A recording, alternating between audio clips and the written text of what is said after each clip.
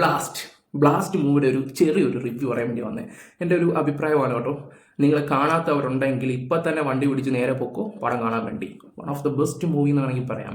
ഈ അടുത്ത സമയത്ത് ഞാൻ തിയേറ്റർ എക്സ്പീരിയൻസ് ആണ് എന്നൊരു പടം RDX ആണ്.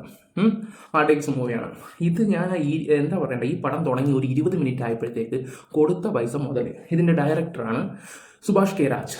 ഈ നമ്മുടെ പ്രദീപിൻ്റെ ലവ് ടുഡേയിലെ നായകൻ, അവൻ്റെ അസിസ്റ്റന്റ് ഡയറക്ടറായിട്ട് നിന്നൊരു വ്യക്തിയാണ്.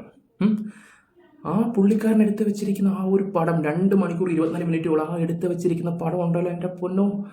ഫസ്റ്റ് ഹാഫ് എന്നൊക്കെ പറഞ്ഞാൽ തന്നെ നമുക്കൊരു പടം കണ്ടു തീരുന്ന ഒരു ഇതാണ്.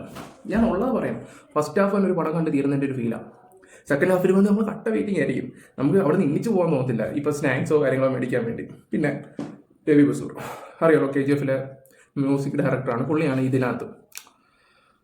പുള്ളിയുടെ കാട്ടാവാത്ത കുറേ ബീജൊക്കെ ഞാൻ കണ്ടായിരുന്നു. പക്ഷേ അത് ഓവർ ബീജാണ്. ഇതിന് കറക്റ്റ് സ്ഥലത്താണ് എല്ലാം പ്ലേസ് ചെയ്തത്. കറക്റ്റ് സ്ഥലങ്ങളിൽ മാത്രം പ്ലേസ് ചെയ്ത് വെച്ചിട്ടുണ്ട്. നിങ്ങൾ കാണണം അത്. അതും 3 പേരും ഒന്നിനൊന്നിനെ വെച്ച. അർജുൻ, അഭിരാമി, പിന്നെ പ്രീതി ഓക്കെ. പക്ഷെ ഈ ഒരു പ്രായത്തിലും അഭിരാമി ശരിക്കും ഞെട്ടിച്ചു കളഞ്ഞു.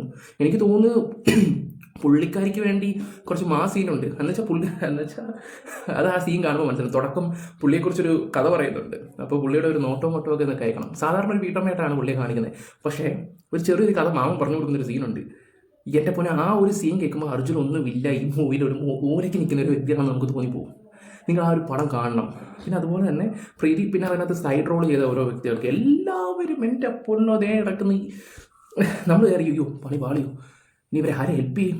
ആ ഒരു സിറ്റുവേഷൻ വരുമ്പോഴൊക്കെ നമ്മൾ പ്രതീക്ഷിക്കാത്ത ആൾക്കാരൊക്കെ ഉണ്ട്. അവരുടെയൊക്കെ സീനൊക്കെ ഉണ്ടെന്ന് പറഞ്ഞാൽ വേറെ ലെവലെന്ന് പറയാം. പിന്നെ വില്ലന്മാർ ആകുമ്പോൾ ഒരുത്തനുണ്ട് അതിനകത്ത്. അഴിഞ്ഞാട്ടം എന്ന് പറഞ്ഞാൽ അങ്ങനൊരു ഹോസ്പിറ്റൽ ഫൈറ്റ് കൊടുത്തിട്ടുണ്ട്. ഞാൻ അദ്ദേഹത്തിന് അങ്ങനെ വലിയ മൂവിയിലൊന്നും ഞാൻ കണ്ടിട്ടില്ല. ആ ഒരു ഹോസ്പിറ്റൽ ഫൈറ്റിൽ തന്നെ എൻ്റെ പുള്ളിയുടെ റേഞ്ച് അത് എനിക്ക് തോന്നുന്നു മെയിൻ വില്ലനെക്കാളിലും ഒരു 10 ഇരട്ടി വാക്കുകളില്ല. ഞാൻ ഭയങ്കര ഹാപ്പിയാണ് സത്യം പറയാലോ. ഈ ഒരു മൂവി നിങ്ങൾ കാണാത്തവരെല്ലാവരും പോയി കാണണം. അടുത്ത് എവിടെയെങ്കിലും തിയേറ്റർ ഉണ്ടെങ്കിൽ, അല്ലെങ്കിൽ പോയിട്ട് ഒരു 50 കിലോമീറ്റർ ദൂരം ഉണ്ടെങ്കിൽ വണ്ടി പിടിച്ച് പോയി കണ്ടാൽ ഒരു കുഴപ്പമില്ല, നഷ്ടമേ ഇല്ല. ഞാൻ പറഞ്ഞില്ല, 50 കിലോമീറ്റർ ആണെങ്കിൽ പോലും വണ്ടി പിടിച്ച് പോക്കും, ഒരു നഷ്ടവുമില്ല. 20 മിനിറ്റില്ല നമുക്ക് ആ കൊടുത്ത പൈസ മുതലാണ്.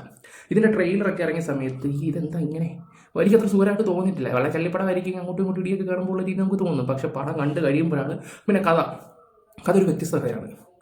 എങ്ങനെയാണ് ഇത് തമ്മിലുമായിട്ട് കണക്റ്റഡ് ആവുന്നതൊക്കെ ഒരു ചെറിയൊരു എന്താ പറയുക, ഒരു മെഡിക്കൽ സ്റ്റോർ കഥയാണ്.